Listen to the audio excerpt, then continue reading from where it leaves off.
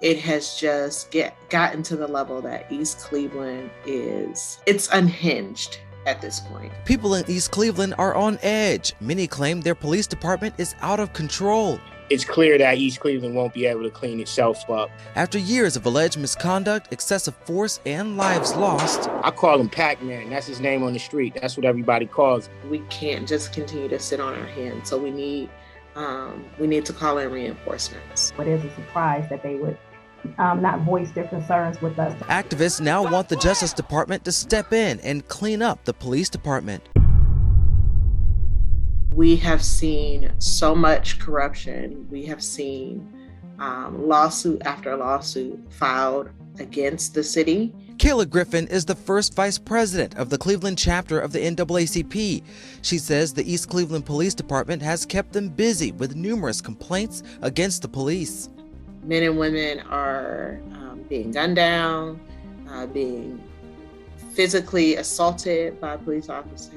At this point, we're like, we can't just continue to sit on our hands. So we need to call in reinforcements.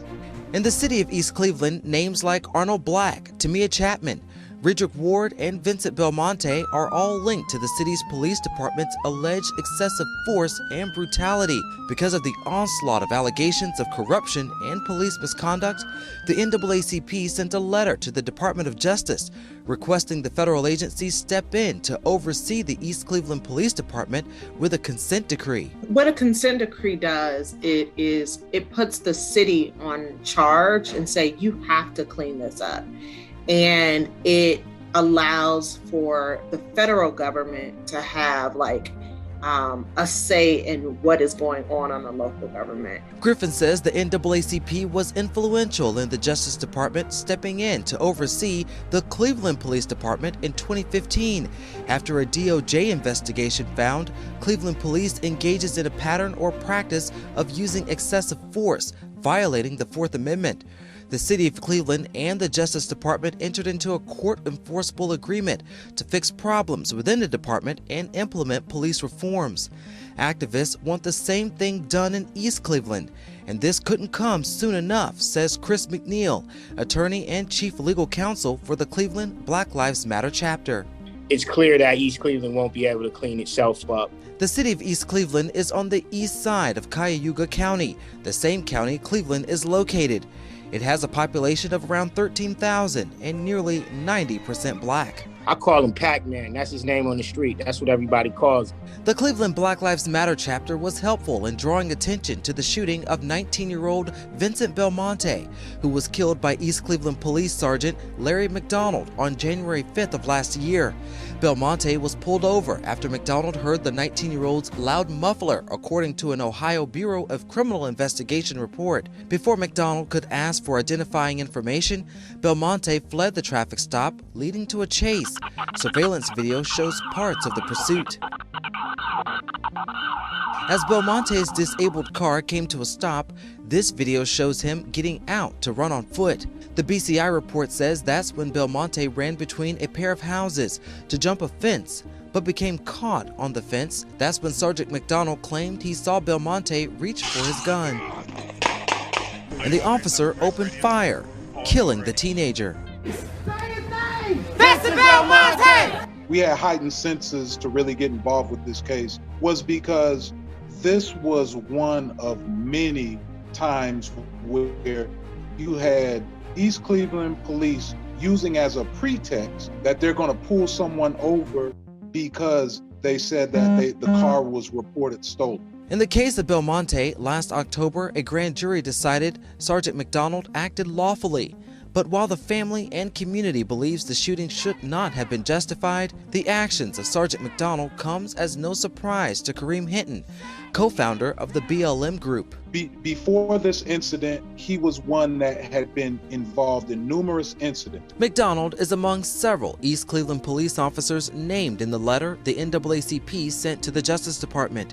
McDonald was also the focus of a WOIO investigation where he was allegedly caught on body cam video asking for marijuana seized in a traffic stop. Oh, take some things, you know, little baby, little daddy brought you. The city of East Cleveland just gave him a little slap on the wrist for incidents where he was trying to get drugs out of the evidence room. Within the NAACP's letter, other cases described include the police beating of Arnold Black in 2012 that resulted in Black being awarded $50 million by a jury in a lawsuit he filed against the city. Other incidents include officers Taurus Moore, Antonio Malone, and Eric Jones, all sentenced to prison in 2016 for keeping thousands of dollars from alleged drug dealers, much of it seized through illegal searches and fabricated reports, according to the Justice Department. Griffin hopes with more scrutiny under a consent decree, the East Cleveland Police Department can clean up its act. Personnel reviews to better equipment, updated trainings, and like a continual of training. And then you have a judge that oversees that and can like mandate implementation of it. Atlanta Black Star brought the allegations and concerns in the NAACP's letter to the East Cleveland Police Department. We do not tolerate misconduct by our officers. Commander Dominique King defended the police department's process for handling officer misconduct, at least under its current leadership.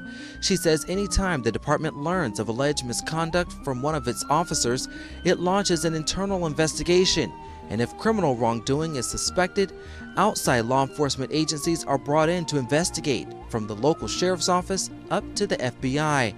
We asked specifically about Sergeant McDonald, named in the letter, and allegedly caught on tape suggesting he'd take seized drugs. And those allegations were just that, allegations, and they proved to not be withstand the test of investigations.